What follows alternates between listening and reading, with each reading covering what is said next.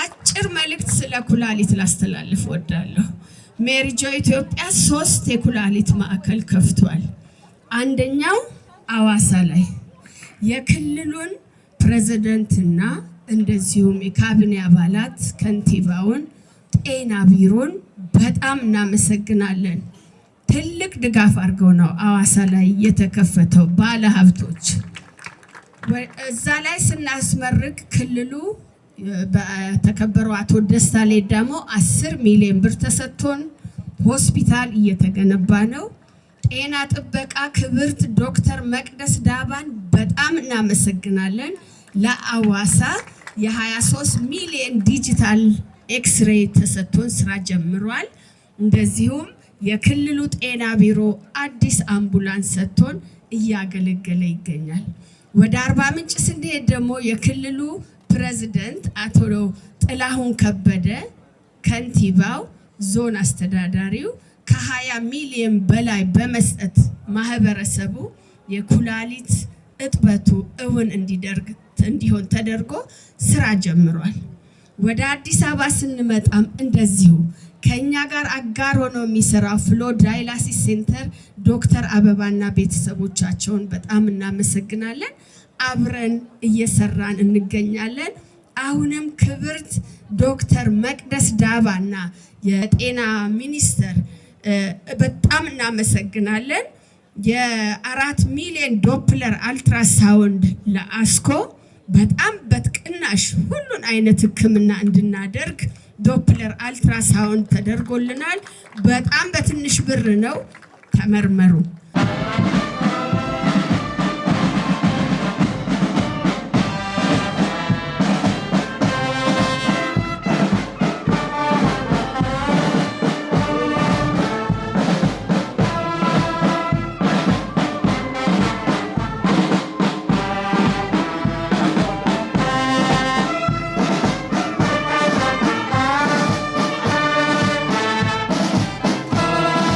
የኩላሊት ችግር በጣም እየተበራከተ እየተስፋፋ ያለ ፈተና እንደመሆኑ ሁላችንም ይሄን ነገር ማገዝና ቅድመ መከላከል ላይ በተለይ መስራት ያስፈልጋል።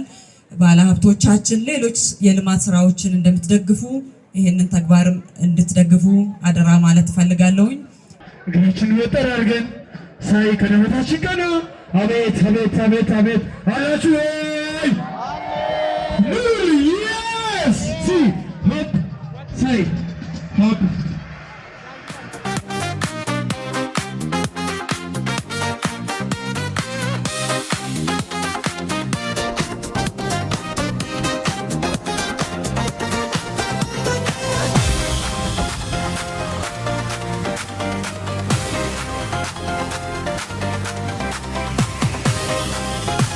ዛሬ እንግዲህ ሜሪ ጆይ ኢትዮጵያ ለ7ኛ ጊዜ የቻሪቲ ወክ አዘጋጅቷል። አላማውም ደግሞ የኩላሊት ማዕከል ሜሪ ጆይ 3 ማዕከል ከፍቷል። በአዋሳ፣ በአዲስ አበባና በአርባ ምንጭ፣ በቅርቡ ደግሞ ደብረ ብርሃን።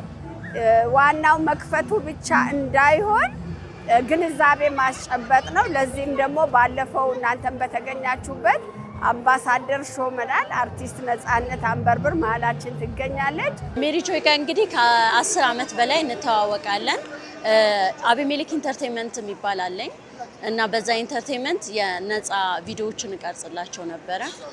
በተጨማሪም ደግሞ በተለያዩ ፕሮግራሞች ላይ ሰዎችን አበላለሁኝ ከቤተሰቦቼ ጋር ሆኜ በዛ ነበረ ትውውቃችን። በእርግጥ እኔ ጅጅጋም ሆኜ የጅጅጋ ልጅ ነኝና እዛም ሆኜ ሲስተር ዘቢደርን አውቃት ነበረ በቴሌቪዥን እና በጣም ሮል ሞዴሌ ናት። እጅግ በጣም መወዳት፣ ማደንቃት፣ ማከብራት በጣም ሮል ሞዴሌ ናት እና በዛ አውቃት ነበር። እዚህ ከመጣው በኋላ ደግሞ ፓርቲሲፔት ማድረግ ጀመርኩኝ፣ ማገዝ ጀመርኩኝ። እቀርጽላቸዋለሁ፣ ሁሉንም ነገር አደርግ ነበር። ማህበረሰቡ ራሱን ጤናውን በመጠበቅ ከኩላሊት ህመም ራሱን እንዲጠብቅ ነው። ምክንያቱም መታጠቡ በጣም ውድ ነው፣ በዶላር ነው የሚመጣው ኬሚካሉ። ስለዚህ ራሳችንን ጤናችንን እንጠብቅ በሚል ነው። እንግዲህ አሁን በጣም በመጀመሪያ አምባሳደር በመሆኔ በጣም ደስተኛ ነኝ። ብዙ ኃላፊነቶች ተጥለውብኛል። በእርግጥ በጣም ከባድ ነው። ታይምህን፣ ኢነርጂህን፣ ጊዜህን፣ ጉልበትህን ሁሉ ነገርህን ነው ኢንቨስት የምታደርገው። ሰዎች ደግሞ የበጎ አድራጎት ላይ ብዙም ኢንተረስት የላቸውም። አሁን እንደተመለከትኩትኝ እኔ በፊት ኤክስፔክት የማደርገውና አሁን እንግዲህ አጭር ጊዜ ነው ገና ይሄ የመጀመሪያ ፕሮግራሜ ነው። ኢቭን ቲሸርት ለመሸጥ በምናደርግበት ጊዜ እንኳን በጣም ከባባድ ነገሮች ነው የገጠሙን ያሉት ማለት ነው። ቢሆንም ግን ያው ግንዛቤውን መፍጠር ግድ ነው እና ግንዛቤውን ለመፍጠር እየሞከርን ነው። ያው እንደምትመለከቱትም የ4 ኪሎ ሜትር የእግር ጉዞ አዘጋጅተናል። ስራዎቹን እንግዲህ ያው ማዕከል ከፈትን ባለው ችግር ብዛት። ነገር ግን አሁን ደግሞ ስናይ ህፃናቱም ወጣቱም እየታጠበ ስለሆነ ረጅሙ ጉዞ ለቤተሰብ በጣም ከባድ ስለሆነ ከአሁኑ ደግሞ ያለነው ጤናችንን እንጠብቅ በሚል ነው እና ጤናችንን እንጠብቅ። ሌላው ደግሞ በወር 200 ብር እየተከፈለ አባል ሆነን መክፈል የማይችሉ በነፃ እንዲታጠቡ ለማድረግ ነው። በጣም ትልቅ አስተዋጽኦ አለው። ምክንያቱም እያንዳንዱ ቤት ቢያንስ አንዳንድ የኩላሊት በሽተኞች አሉ። አሁን ኖርማል ነገር እየሆነ መጥቷል።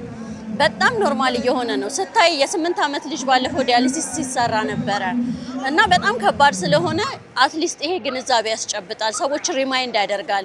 ሰዎች ያውቃሉ ግን ጀስት ሪማይንደር ነው የሚያስፈልጋቸውና ሪማይንድ ማድረግ ያስፈልጋል። እንደዚህ አይነት ፕሮግራሞችን በብዛት ለመስራት እቅድ ይዘናል። ያው ሲስተር ዘቢደርም እንደገለጸችው አራት ቦታዎች ላይ ነው አሁን እንትን እያልን ያለ ነው። አራተኛ የደብረ ብርሃኑ በእርግጥ በቅርብ ጊዜ ይከፈታል። ሐዋሳ፣ አርባ ምንጭና አዲስ አበባ ላይ ኦልሬዲ ስራውን ጀምረናል።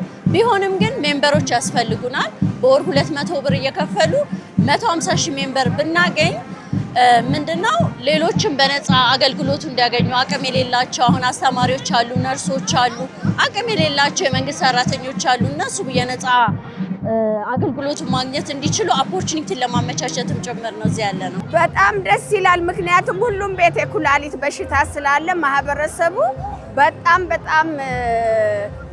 ግንዛቤውን በጣም ተቀብሎ ነው በብዛት እየተመመ ያለው ወደዚህ ወደ ሩጫውና መሀላችንም አርቲስት ስላለች መልእክት ብታስተላልፍ ነፃነት አንበርብር በጣም ደስ ይለኛል። አምባሳደራችን ቤተሰቦቻችሁ ልጆቻችሁ የምትወዱ ከሆነ የታሸገ ነገር ባካችሁ አቁሙ። በተቻለ መጠን ውሃን መጠቀም ጀምሩ። ውሃ ጠጡ፣ ውሃን ጠጣ። አሁን ብዙ ልጆቻቸውን ላይክ የፍቅር መግለጫ አድርገው የታሸጉ ነገሮችን ይሰጣሉ። እሱ ነገር ነው ኩላሊትን ፌል እያደረገ ያለውና የታሸገ ነገር ኮምፕሊትሊ ቢያቆሙ ምግብም ይሁን መጠጥም ይሁን የታሸገ ነገር ኮምፕሊትሊ መቆም አለበት። ምክንያቱም አሁን እየተጎዱ ያሉት በጣም ህፃናቶችና በጣም ትልልቅ ሰዎች መሀል ላይ ያሉት እንደዛው ነው። ግን አሁን ላይ የምናየው የ8 ዓመት ልጅ እንዴት ዲያሊሲስ ማድረግ አለበት? በፍጹም ማድረግ እና በማንኛውም እድሜ ሬንጅ ላይ ያሉ ሰዎች የተጎዱ ነው። ግን አብዛኛውን ጊዜ በጣም ህፃናቶች ዲያሊሲስ እያደረጉ ነውና እባካችሁ በቃ የታሸገ ነገር መንገድ ላይ የሚሸጥ ነገር በቃ ፋስት ፉድ የሚባሉ ነገሮች ቢቆሙ መልካም ነው።